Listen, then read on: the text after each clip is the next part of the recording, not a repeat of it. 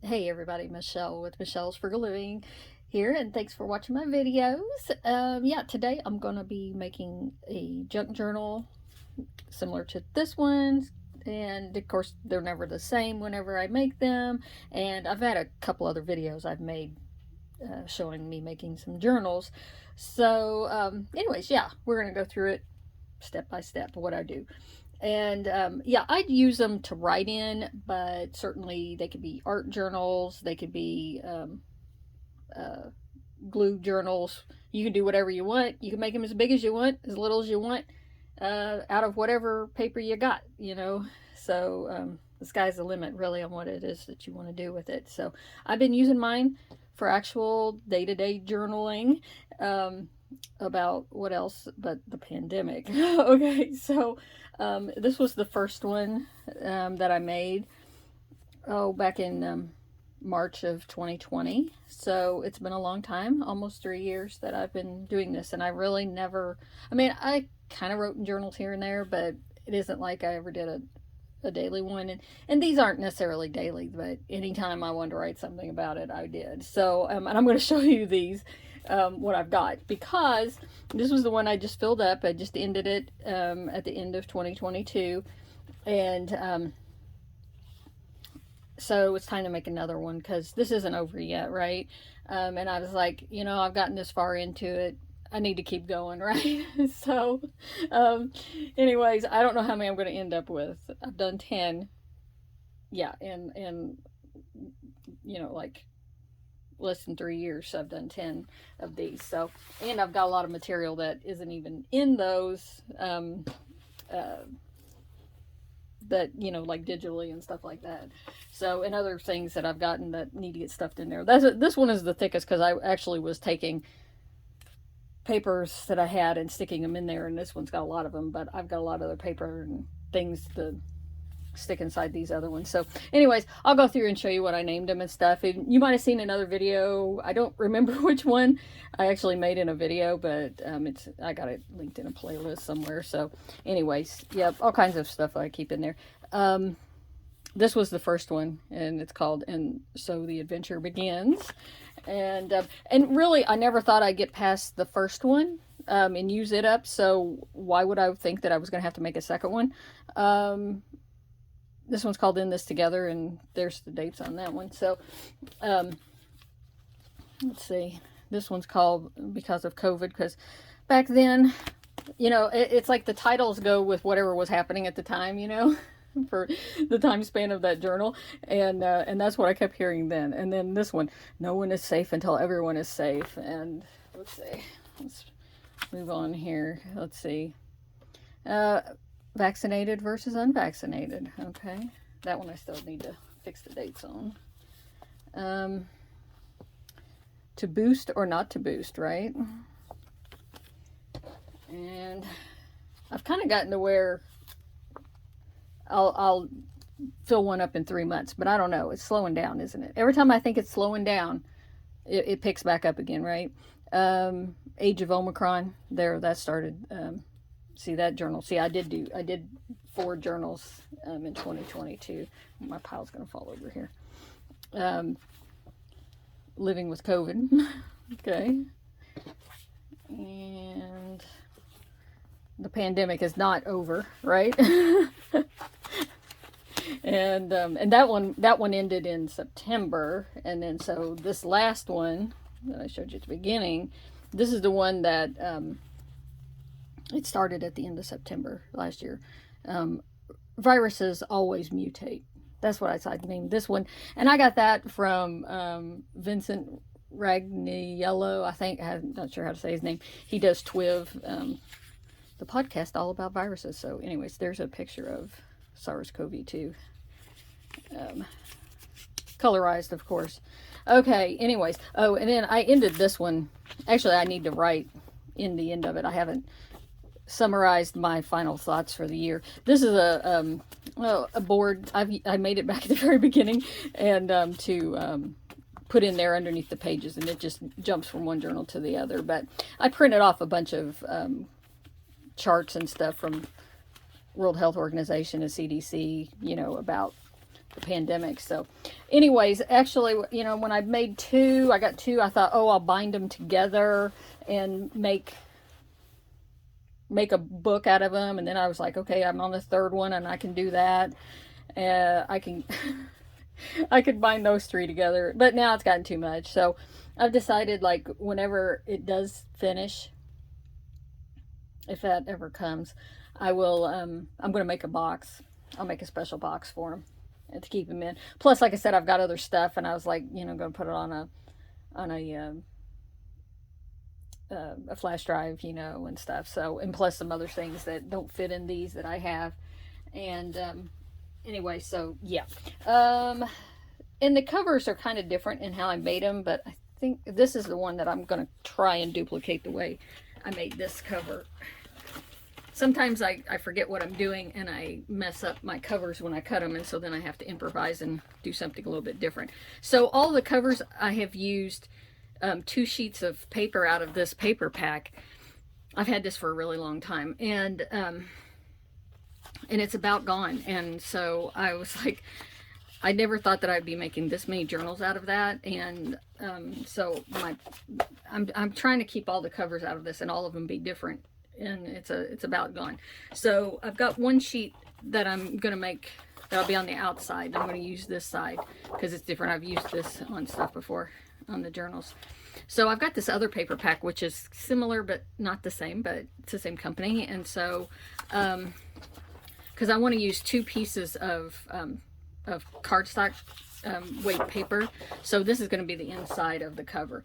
And I found that you know, like, I could do it with 1 sheet of this, and if I wasn't carrying the journal around with me, but literally these journals, they go in my bag and they go with me, because whenever I needed to write something down, something happened, whatever, and I wanted to write it in there, and so they travel with me, and that's why they get beat up. And I found that having 2 thicknesses of this really helps it stay neater and prettier. And I mean, I don't mind that they're beat up because they look like they've been used. Okay, so anyways, I'm going to glue these 2 pieces together, and I've done different things, you know, like putting them like this and folding the edge over, making a pocket up here, and then you can do a pocket on the back side, you know, this way into the, or whatever, you know.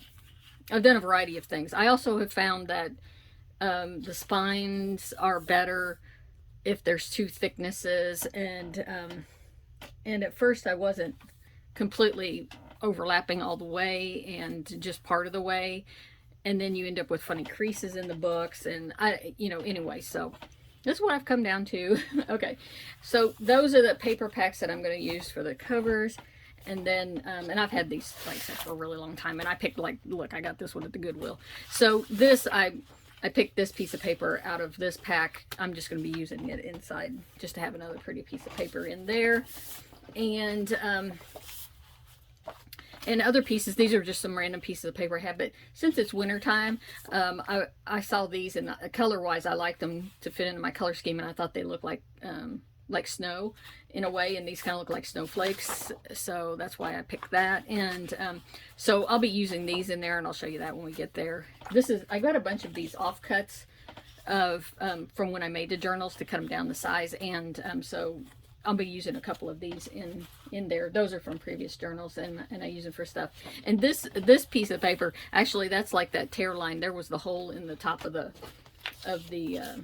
paper, like this one, and I put a piece of washi tape over the back. This is going to be in the spine, so I'm not concerned about the hole being in there, but that I did want the height of this because I used the bottom of this for something else. I cut a piece off of it, and it was almost the right height, but it, like this one, I tore off that piece up there because I didn't like the colors of it, but that one's got the right height. So anyways, that's what's going on with that. But that hole at the top, it'll be hiding in there. And then I've just got a bunch of random papers that I want. This was some watercolor. I was messing around with some watercolors, and I just painted this, and I think I'm going to use this. I've been holding on to it, and I think now's the time. I'm going to put it in the center of the journal and use it as I've done a variety of things in the centers of my, you know, pictures I cut out of a magazine and glued them to a piece of paper, or made a pocket in the middle with you know, this was a picture off of a calendar, and I glued it on a piece of paper. And so, you know, I do a variety of things on the centers of, oh, this was a calendar as well, but I like the bird, and the color scheme went with it. So I just like to do something pretty in the middle, and then you know, that's what it is. So, but however you like it. And then I've got these papers, and all the papers that like this that I've been using in my journals are avocado dyed. So if you boil avocado skins, it gives you pink water, and you can get pink paper. So these are lightly pink. Some of these, this was from a different batch. Some of these were different batches, so the color strength is different in them. And I also like that, you know, that makes them a little bit textured, and you get interesting stains on them and stuff like that. And there's plenty of videos you can watch about dyeing paper. I've done tea dye paper too. I like it too. But I started out doing with the avocado paper, and so yeah. And sometimes they rip, but I'll deal with that. I don't care. You know, you just cover it up with a picture or put some washi tape over it. So anyways, I like my journals. I've been doing them with like 25 pages, you know, pieces of paper that are going to stack. It includes these, not the cover. And that's, you know, and if you're using all cardstock, obviously 25 would be a lot to stack and sew together in the one. But most of this is not heavy paper, it's just regular. And I do use a variety of sizes, and this is composition notebook paper. And you can go to the like Dollar Tree and get those. And then you just take the stitches out of the middle of that, and you can end up with these large pieces of paper that have long, you know, the lines going this way. I don't mind if the lines go the other way in my journals. I write on them. Sometimes I write sideways in my journal, but most of the time I just ignore the lines. But what I really like is graph paper. I really like to write on graph paper. And I don't know why I don't have more of it in here, but I don't. But I like to have a variety of stuff. And this was just a decorative piece of paper I had, and I stained it too. And then some of this is just regular copy paper, and this is just 11 by 14 paper, just makes it longer. And I like the longness because, and I'll show you what I do with it. How I fold it into the book, and gives it more personality. So the first thing that I want to do is I need to cut these down. My journals, and you know, it comes to one of those things that back at the beginning when I started, would I have made the journal this size knowing that I was going to have to keep making more of them the same size? So basically it's 6.5 inches this way from side to side, and 9 inches tall, which 9 inches tall isn't a bad size. It's the 6.5 that throws things off. But part of my reasoning in that is if you have a regular size piece of paper, which is 8.5 by 11 inches, when you fold it in half, all of it fits inside of the journal. And I mean, you could do that with 6 inches and not have the 6.5, because obviously now 6.5, you know, and you know, these pieces of cardstock come, you know, 12 by 12. So when you fold them in half, you end up with 6, not 6.5, right? So that's why I get no problem in. But I want to stack 2 pieces of cardstock anyway, so I just compensate for it. Like this one. Okay, so this cover, this piece is added on, and that's, you know, where one of these offcuts from another project is going to come in handy. Actually, that was on the same piece of paper. So I'm going to do that, and then the other piece lines up right to here, and it goes all the way to the back side. And this is the cover, wraps around here and ends here. That's all full 12. And then the front, I folded this piece in, but you know, obviously I could cover that up if you wanted to do that. But I just folded in just a little flap bar. Like I said, it's better, I think, with the double thickness, and it helped keep the edge. I mean, at the end, I could cut it off, and then this edge would look better, you know, in the end. So, anyways, that's the style I'm going for here. So I need to cut these down to 9 inches tall. And then all of my paper, all of these papers, decide which way they're going in the book. And then I'm going to go ahead and fold them in half, or not necessarily in half. They don't, like this one that is a lot longer. Height-wise, it's fine. And then I could fold this in, and then this end, after I get this sewed together, I'll show you, I'll fold that in. So these composition notebooks are too tall, and so you have to cut some off. They're taller than 9, but it depends on how tall you make your thing. So I'm going to cut everything down so that it, and I like to cut, like I'll cut this, since the cover's 9 inches, I'll cut this at like 8 3/4 at least. Okay, no less than 8 3/4. That way some of them are almost as tall as the journal, but the cover is always bigger than any of your pages. Okay. All right, so I've got my 2 pieces of cardstock cut down to 9 inches tall. It's still the 12 inches wide, and that's the piece I want to be on the inside. And then this is going to be the outside of the cover, and it's 9 inches tall and 12 inches wide. And I've got this little other piece that is 9 inches tall, and it's about 3 inches wide, because it was a piece I cut the top off of another piece, and then I just cut it down to 9 inches. And I'm going to stick that right there. I like the butterfly up here and the birds in here.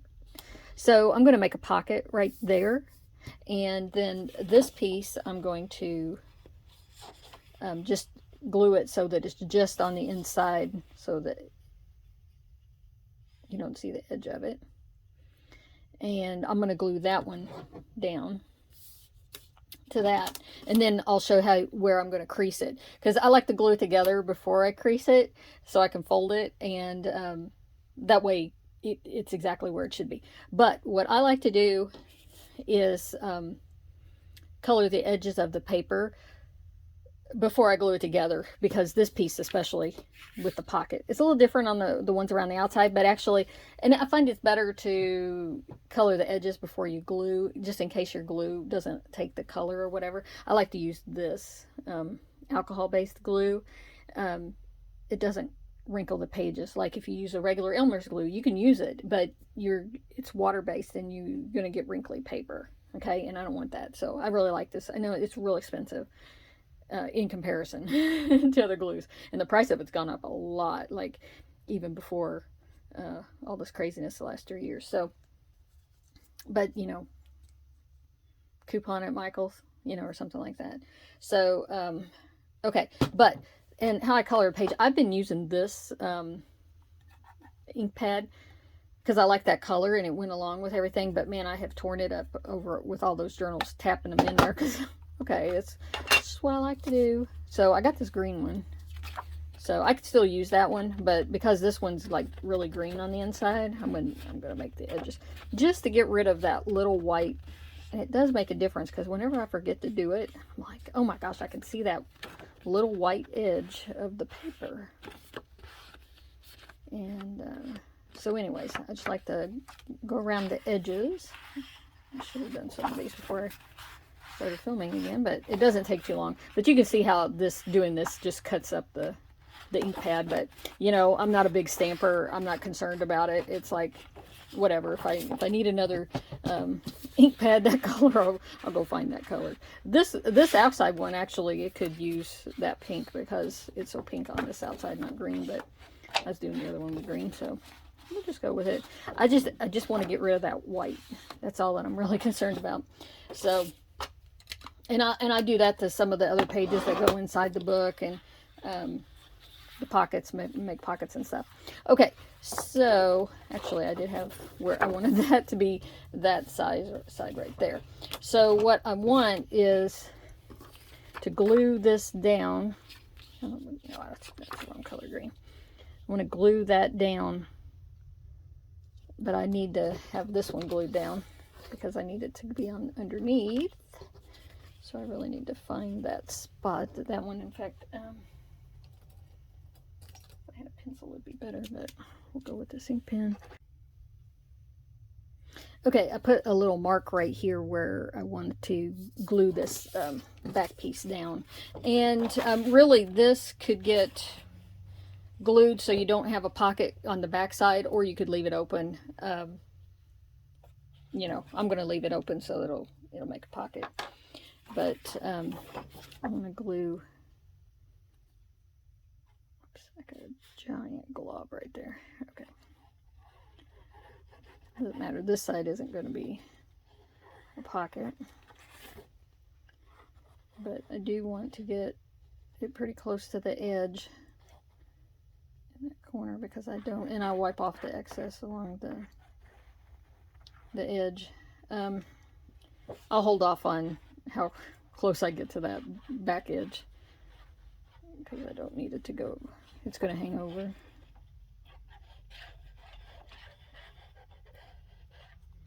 Okay. So I've got that little mark right there, and I just want to make it even. Got a little bit of wiggle room on time. Okay. And then, let's see, I can see that's even. And then this, I'll just make sure. Actually, I need to scooch it this way just a tad.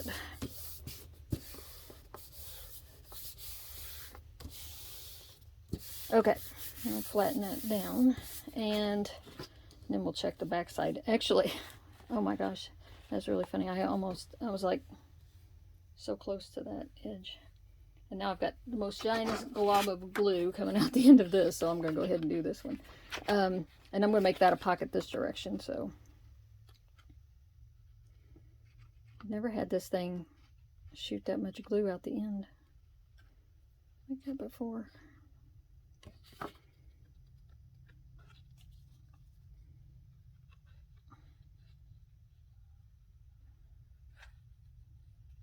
Doesn't take very much of this glue to make a good bond.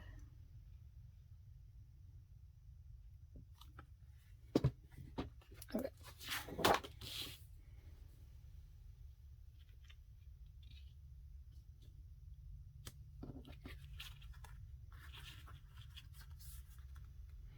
And sometimes, you know, I take the paper and I just go ahead and fold it over and make a pocket, you know, and just adjust it that way. But since this is the leading edge, I do want to make sure that it looks pretty good there. And that's lined up.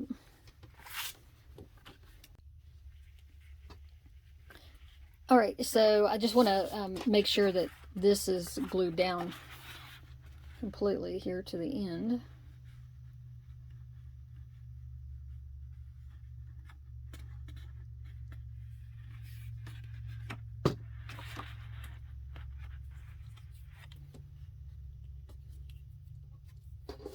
And this side too. It's almost there.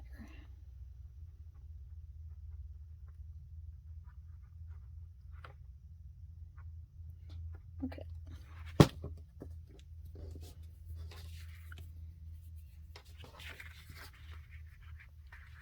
All right, so that gets the cover pieces glued together. So I've got my scoreboard here.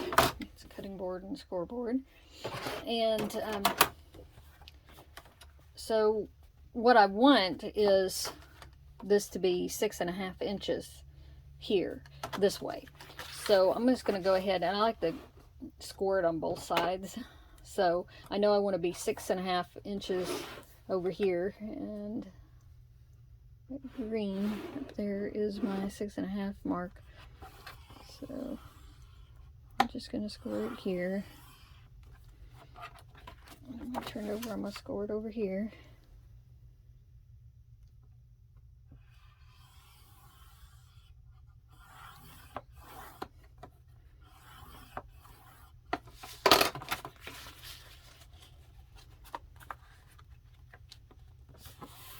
Okay.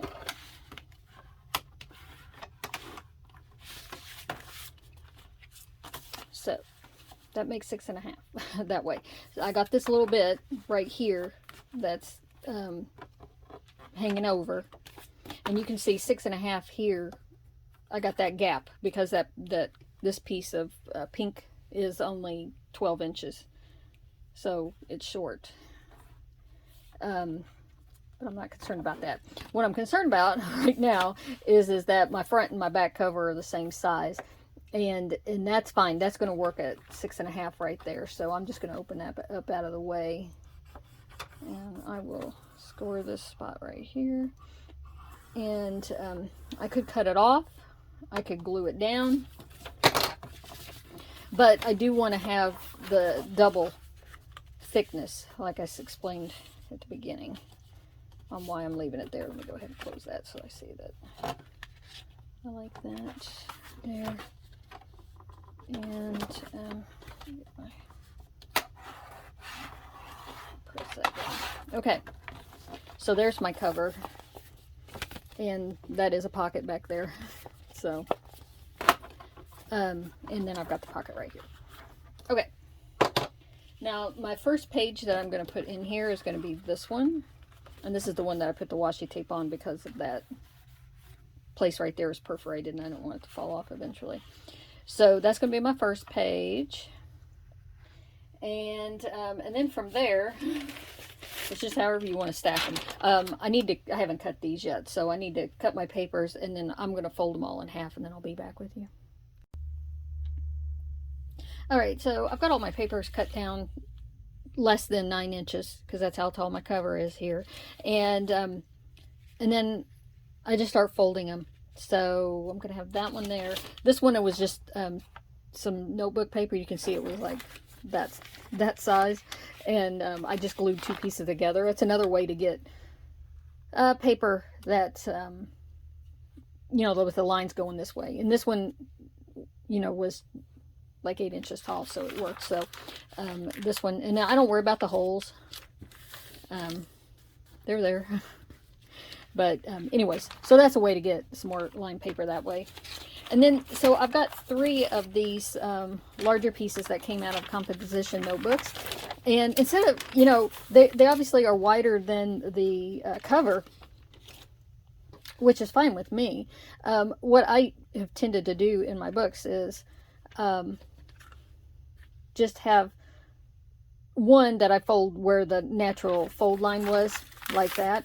And then the ends, you could either trim them off that hang out, but what I do is I just fold them in, and I'll show you that when I get to the end. And then, so like the other 2, so I'll take one and I'll offset it so that it fits inside of the cover there. And then here's the center of the book, so I'm going to fold it off center like that. Trying to get it lined up at the bottom. And then this is going to be the sew line, the center of the book. And then I have all this extra that's going to hang out over here, and I'll fold that in when I get it sewn up. And then I like to do one the other direction so that it folds in the other way. And it gives me some variation in my pages, because I like that that the pages aren't all the same size. And this is nothing I don't ever measure this stuff. It just comes out the way it is. Okay, I'm actually going to use that one as my second page in there. And so it's the same thing with these. So I've got 2 pieces of graph paper here, but I don't necessarily just want to fold all of them right down the middle. You know, it's like, what I like to do is, you know, be able to see the cover. So some of them I'll take and I'll line up, you know, out here, and then middle of this book is really hard to see. So, and then I will just fold them like this so that they're different, so that not all the edges. And then when I stack them, then I can, you know, the edges of the paper I will stack them so that they don't all line up with each other. And yep, so that's what I do. I mean, if you want them all to line up, what I find is it's impossible when you're sewing something together that you're going to get them all perfectly the same. this way. Of course, you can always turn it upside down. You know, you can't get the edges lined up, and you know, and then you're trimming them at the end, and, and then it just makes a big mess. So this one I will fold like down the middle, and then fold the ends in if I need to. So anyways, when I get them like that, you know, and then I work on stacking them up. And I like to alternate between, you know, lined paper and, you know, just paper that's solid. You know, put this one here, and then we can add, actually, let's do these. And these lines.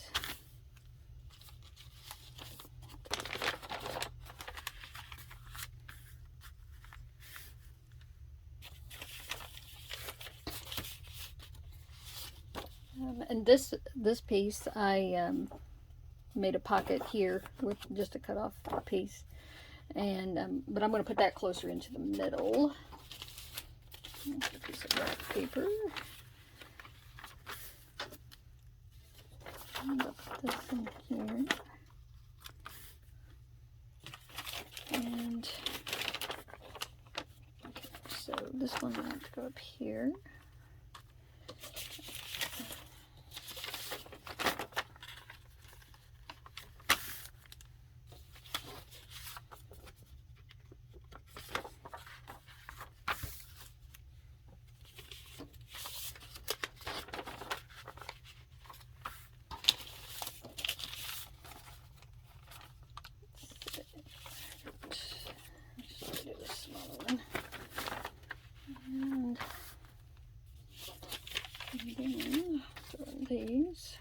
This bright pink piece of paper I've put a piece of that in every one of them, so I got to continue doing that. I think it's a little bright for this particular book, but there it is.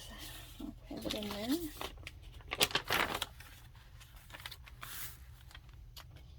So let me put my pocket there, and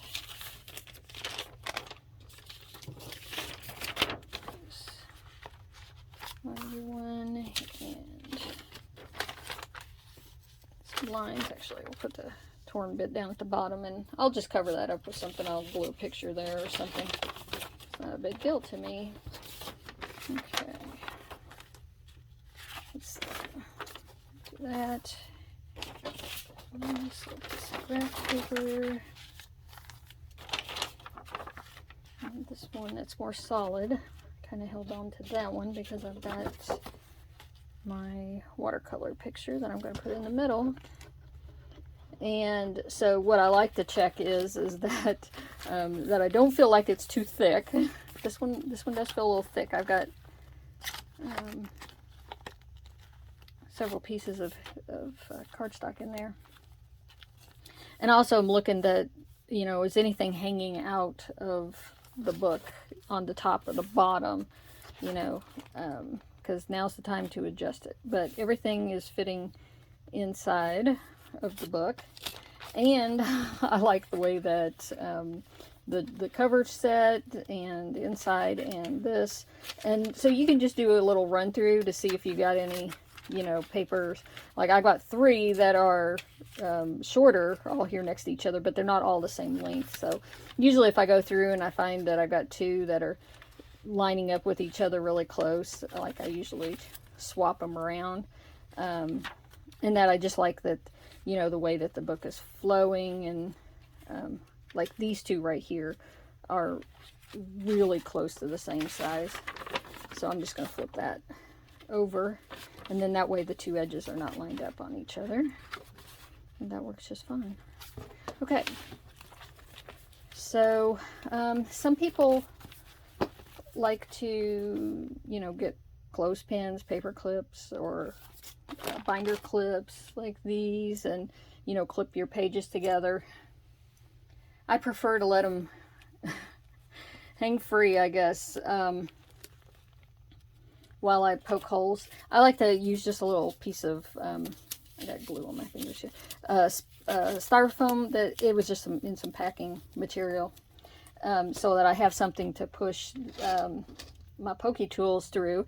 And what I use to poke the holes, and you can use all kinds of things, but these are like skewers, trussing skewers. So like in the kitchen gadget aisle, it's like it usually comes with some baker's twine so that you can like tie up a turkey or roast or something, and you can use these to pierce through the through the meat. So but they come in they're really good for poking holes. And so I do at least 5 holes, and 5 is fine for me. It's held up. 3, to me, it lets the book be too loose, but that's a personal thing. I like to poke the one in the middle first, and so I have my little styrofoam right there. That way it has some cushion, and I don't measure. You can see I just do it. If I was doing signatures for a book where I was putting multiple signatures into binding them into one cover, certainly I would want them to line up better.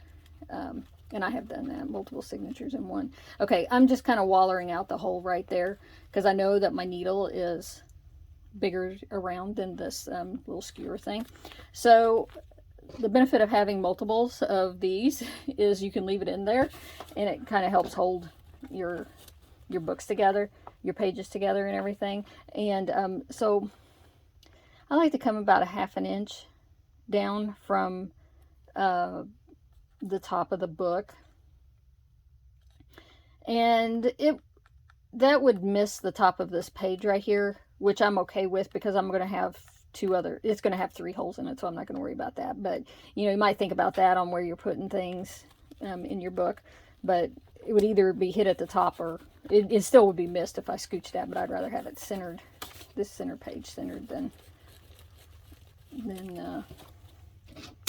get another hole in it. So and then I go halfway between these two here, and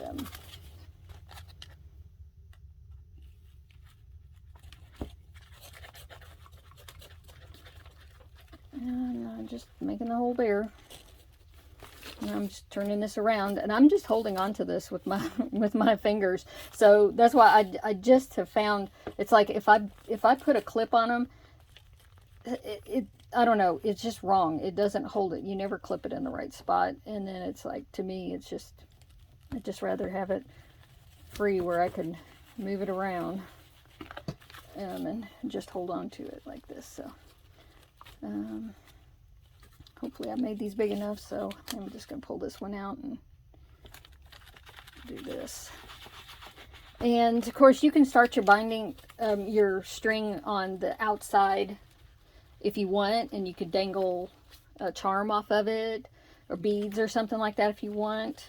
I like to do mine on the middle, and I kind of use the long strings as bookmarks as I'm journaling. Sometimes I'll use them to mark a spot. So I just you can use baker's twine, whatever you can.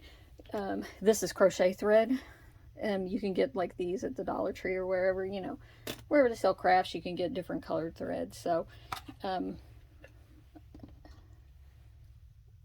you can use all kinds of stuff. So I like to cut my string a little more than 3 times the height of the book. So this is 9 inches tall, times 3, whatever. I just laid it on there and measured out like 3 times. So I know that I have plenty, because it has to be more than 2 times the height of the book, really. I like to start on the top of the book, on the inside, because I want my strings to end up, and I want my knot to be on the inside. And so I've got a sharp needle, but you can buy the blunter ones. But of course, the fatter the needle gets, the bigger that hole has to be. And the bigger the hole is, the more wobbly your book becomes, because it's not being held tight. So this one's a little bit bigger than I normally use, but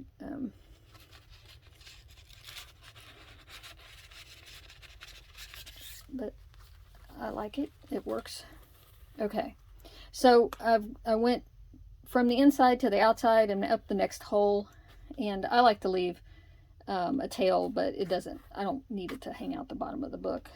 So I'm just going to hold on to that, and I will pull out this next skewer, but I did a really good job on opening those holes up.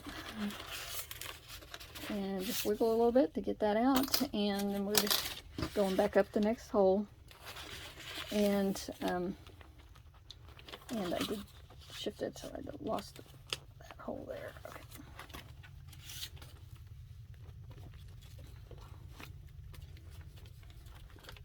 I find when I've taught people how to make journals that they get lost in what to do when they get to the bottom and they go through the last hole, they get lost. What you don't want to do is wrap the string around the bottom of the book and come back into the inside. So I'm on the outside now, okay? What I find a lot of people do is just wrap around here, and then they start going here, and then you've got this string dangling down there. I suppose you can if you want. That does a whole other thing.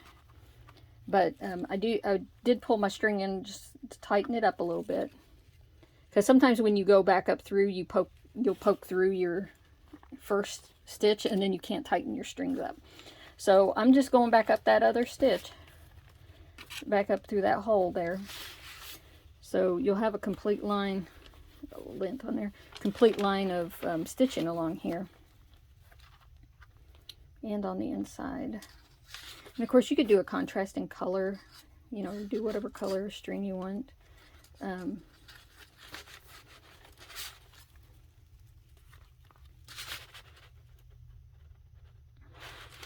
I'm just trying to keep my hold there. And use the table to push the needle through too.